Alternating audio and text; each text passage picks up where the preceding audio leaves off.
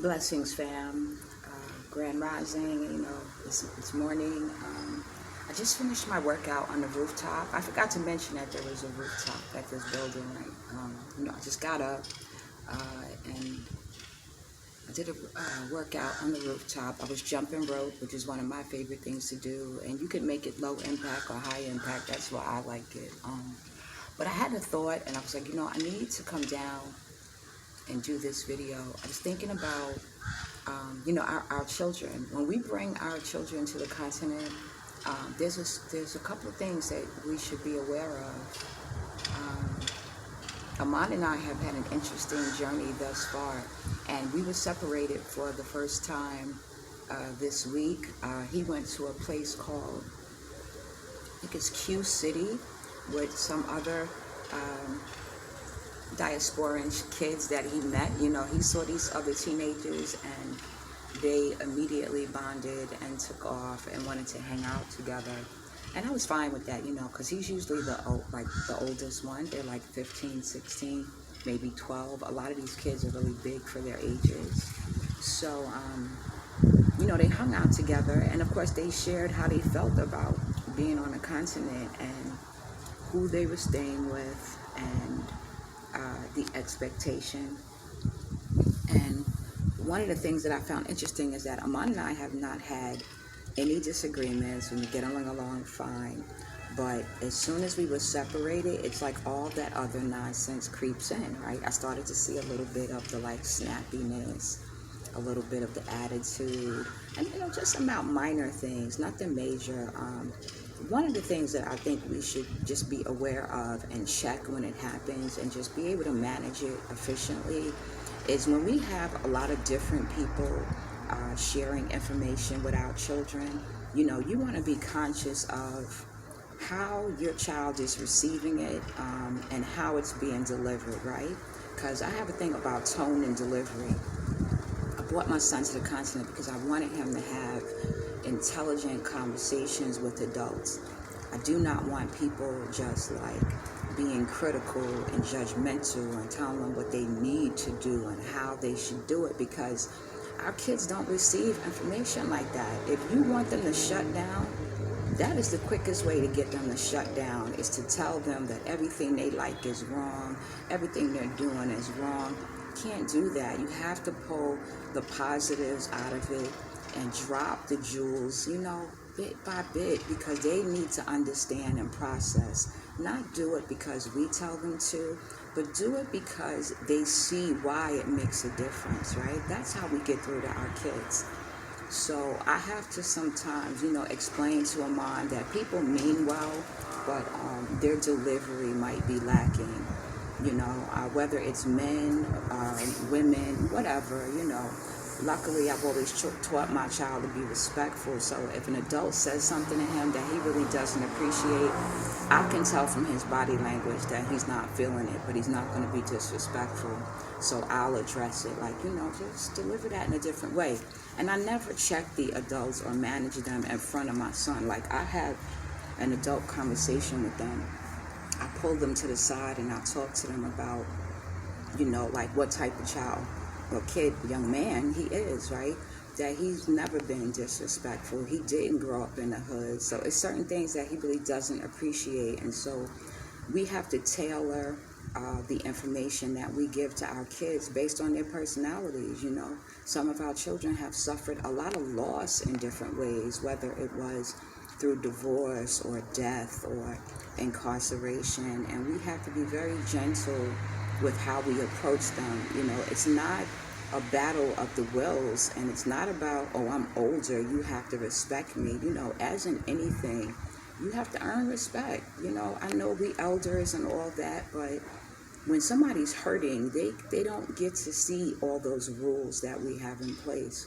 We have to approach them gently, and sometimes we have to compromise in ways that we didn't think we would just to get through to them, to bring them around, So I see a lot of these young kids, and I see them struggling with being on the continent.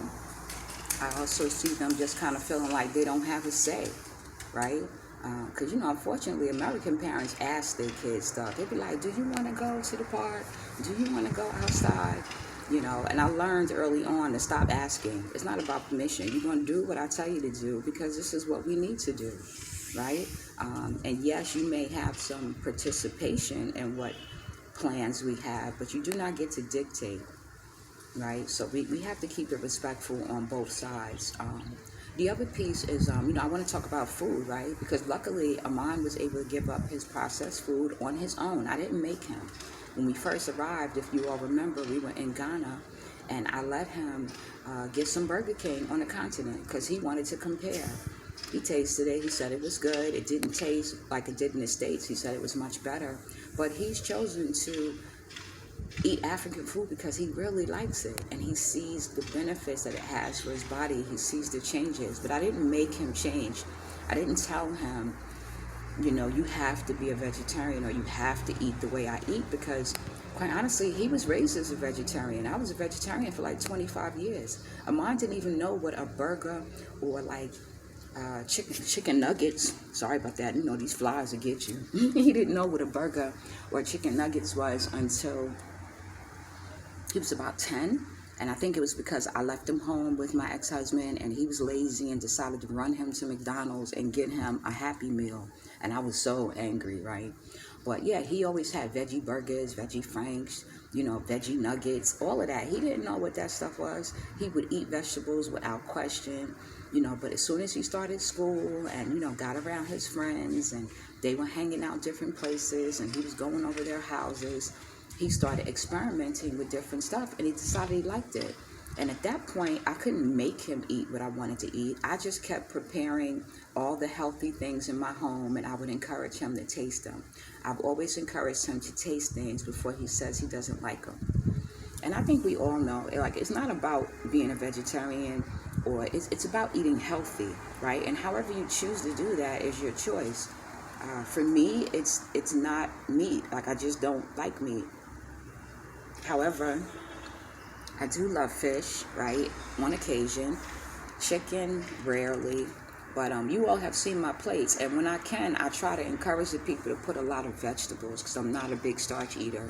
This is the most rice that I've eaten probably in my life because I generally don't put a lot of starches, on my plate. I usually do a lot of vegetables. And although vegetables grow here, it's not something that's used in the cooking, and I would like to see more of that, and that's what I plan to do, when I begin my cooking process here, is showing people how you can incorporate all the wonderful tasting traditional dishes, and add a lot more vegetables. Like whenever I eat at home, I always put fresh spinach or something under, and then I serve my food on top of it, so I get my dose of veggies in, And maybe people don't feel a need to do it here because they know they're healthier. I don't know, but I know in the States I have to make a concerted effort to do that. So, I've talked about how we talk to our children. I've talked about their eating. Oh, activities. Activities are a big thing for kids, right? So Mom was able to go to Q City. Again, something else I didn't plan for in my budget. I'm thinking we're going to be hanging out, going to the beach, doing free stuff, right? I am planning some visits to a farm. I had tried in Sierra Leone, but I hooked up with the individual the last minute. So I'm hoping that while we're in the Gambia, I get to connect with a contact from Dwight the Mentor and see this brother's farm that is run by, I believe it's women managing the farm. So I'm excited to get there and let Amon see the process. But he did go to Q City 2 days in a row with friends. Of course, I had to, have him picked up and brought back, get a cab, all that kind of stuff. So it's been a process. It's been a process, but you have to make sure there's activities for your kids. You want to make sure their sleeping arrangements are comfortable.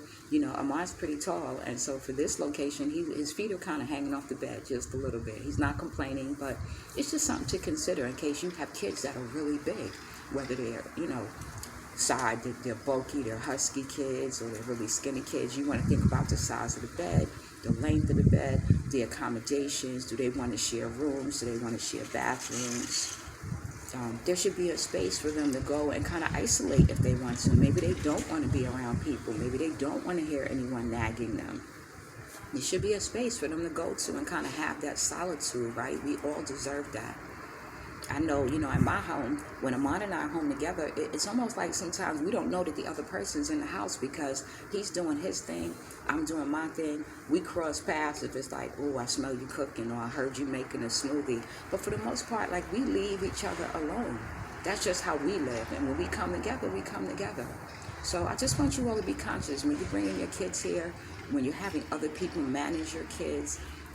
Just have an idea of what that should look like. You can't have someone taking care of your children and then you're undermining them and telling them what they need to do or what they should do, and then telling the child something else, because that causes confusion and it causes difficulty in the people that are trying to bond, right? Because then they're kind of torn about how to proceed as well.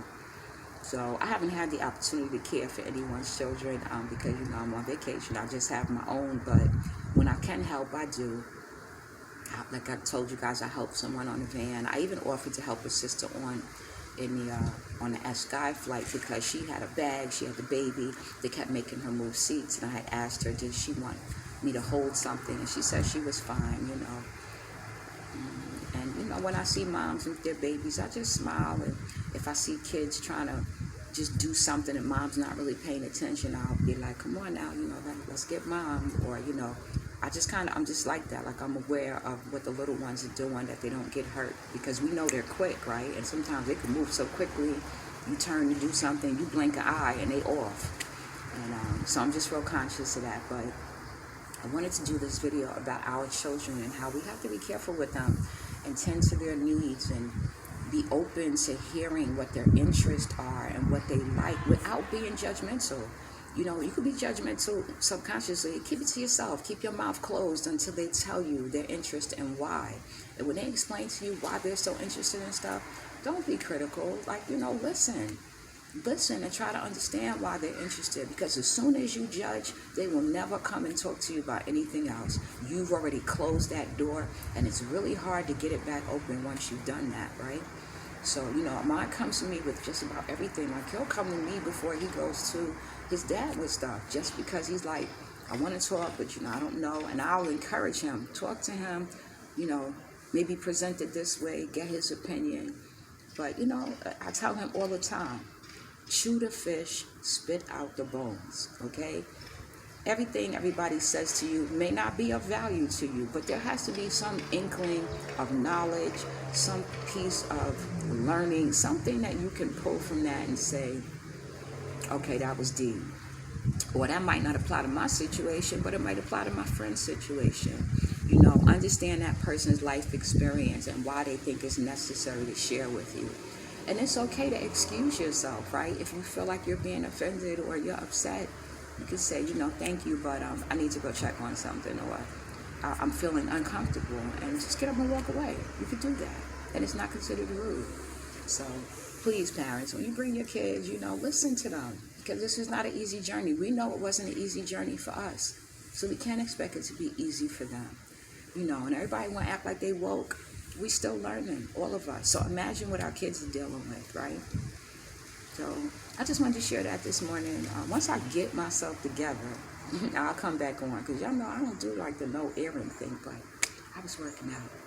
I was jumping rope on the rooftop in the Gambia, enjoying the sky. Let me see if I can show y'all the sky. Right now I'm sitting on the porch. I came outside. Let me see, I'm outside. And I'm still not really, I don't know how I feel about this whole compound thing, like being enclosed. There's actually glass shards on the top of this wall. I don't know if you all can see that, but this is, I guess, like the security element. I get it, because I saw the goats on the road, so I guess it's a way to keep animals and stuff out your yard and stuff, but I don't know how I feel about the whole wall around you thing.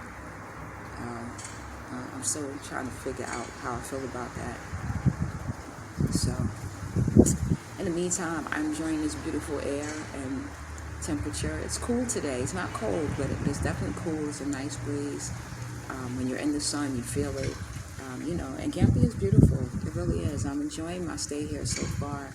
The air is just so clean and fresh. So, once Amon wakes up, I'll figure out, what he wants to do for the day.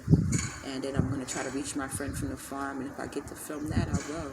So you all have a blessed day. Stay productive. Stay on your plan. to travel to the continent, and blessings.